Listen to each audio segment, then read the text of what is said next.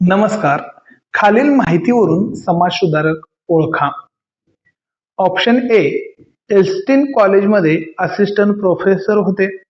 त्यांनी इसवी सन 1840 मध्ये दिग्दर्शन नावाचे पहिले मराठी मासिक सुरू केले.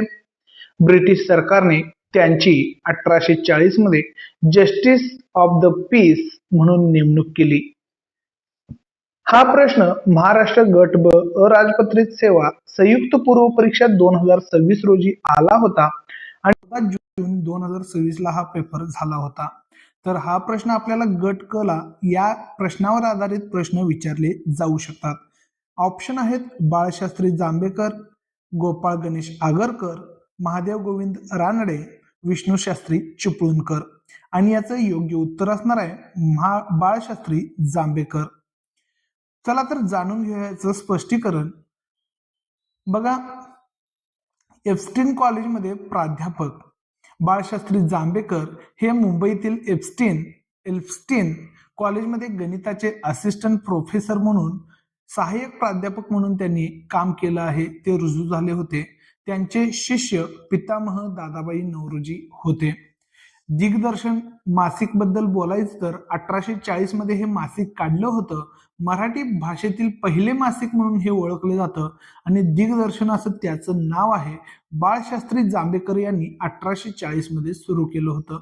इतिहास, विज्ञान, भूगोल आणि निसर्गविषयक माहिती यामध्ये प्रकाशित केली जात असायची. पुढे पाहूया आपण जस्टिस ऑफ द पीस. आता हा जो पुरस्कार आहे किंवा हा जे सन्मान आहे तो सामाजिक आणि शैक्षणिक योगदानाची दखल घेऊन ब्रिटिश सरकारनं 1840 मध्ये त्यांना जस्टिस ऑफ द पीस हा सन्मान दिला होता. चला तर एमपीएससी परीक्षेमध्ये आपल्याला बाळशास्त्री जांभेकर यांच्यावर कोणकोणते प्रश्न विचारले जाऊ शकतात याबद्दलची मी नोट्स तयार केले आहेत. ती माहिती तुम्हाला देतो. यांची वैयक्तिक माहिती पाहायला गेलं तर आपल्याला 6 जानेवारी 1812 रोजी पोंभुर्ले जिल्हा सिंधुदुर्ग येथे यांचा जन्म झालेला आपल्याला पाहायला मिळतं. तर निधन 17 मे 1846 मध्ये वयाच्या अवघ्या 34व्या वर्षी त्यांचं निधन झालेलं आहे. पदवी किंवा ओळख बद्दल बोलायचं तर मराठी वृत्तपत्र सृष्टीचे जनक असे त्यांना म्हटलं जातं. आद्य सामाजिक सुधारक म्हटलं जातं आणि आद्य इतिहास संशोधक देखील ते होते. यांचे सहकारी किंवा शिष्य यांच्याबद्दल बोलायचं तर दादाबाई नौरोजी, बाहुदाजी लाड, बाहू महाजन हे त्यांचे एल्स्टिन यामधील विद्यार्थी किंवा सहकारी होते. वृत्तपत्रे आणि मासिकांबद्दल जर पाहायचं तर एमपीएससी मध्ये यामध्ये जास्त प्रश्न विचारला जातो. तर त्यांनी दर्पण हे 6 जानेवारी 1832 मध्ये वृत्तपत्र चालू केलं होतं. हे मराठीतील पहिलं वृत्तपत्र आहे आणि हे द्विभाषिक होतं. द्विभाषिक म्हणजे मराठी आणि इंग्रजीमध्ये हे वृत्तपत्र प्रकाशित होत असायचं. इंग्रजी भाग हा बाळशास्त्री लिहित असत. बघा, बाळशास्त्री जांभेकर हे इंग्रजी भाग लिहित होते. 6 जानेवारी हा दिवस महाराष्ट्रात पत्रकार दिन म्हणून साजरा केला जातो. हे वृत्तपत्र जुलै 1840 मध्ये बंद पडलं. दिग्दर्शन हे मराठीतील पहिलं मासिक होतं. यामध्ये इतिहास, भूगोल, विज्ञान आणि निसर्गविषयक शास्त्रीय लेख प्रसिद्ध होत असायचे. शैक्षणिक आणि संस्थात्मक योगदान यामध्ये पाहिलं तर एल्स्टिन कॉलेजमध्ये गणित आणि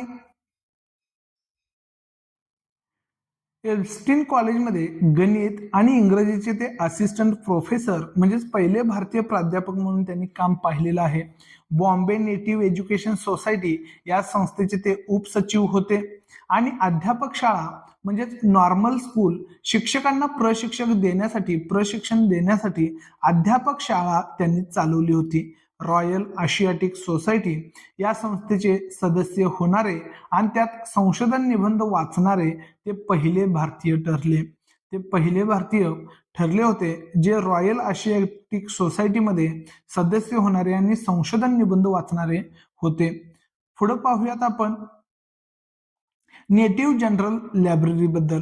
तर यामध्ये मुंबई येथे हे ग्रंथालय चळवळीला प्रोत्साहन देण्यासाठी बाळशास्त्री जांभेकर यांनी चालू केले होते. नेटिव्ह जनरल लायब्ररी ब्रिटिश सरकारचा सन्मान बघा ब्रिटिश सरकारनं आता कोणकोणते सन्मान केले आहेत ते आपण पाहायचं आहे. तर यामध्ये जस्टिस ऑफ द पीस हा सन्मान इंग्रज सरकार किंवा ब्रिटिश सरकारनं केला होता आणि 1840 मध्ये त्यांना शैक्षणिक आणि सामाजिक योगदानाबद्दल हा सन्मान दिला होता. प्रमुख ग्रंथ संपदा किंवा भाषांतर याबद्दल बोलायचं तर बाळशास्त्री जांभेकर यांनी अनेक विषयांवर पुस्तके लिहून मराठी भाषेत ज्ञानाचा पाया रचला.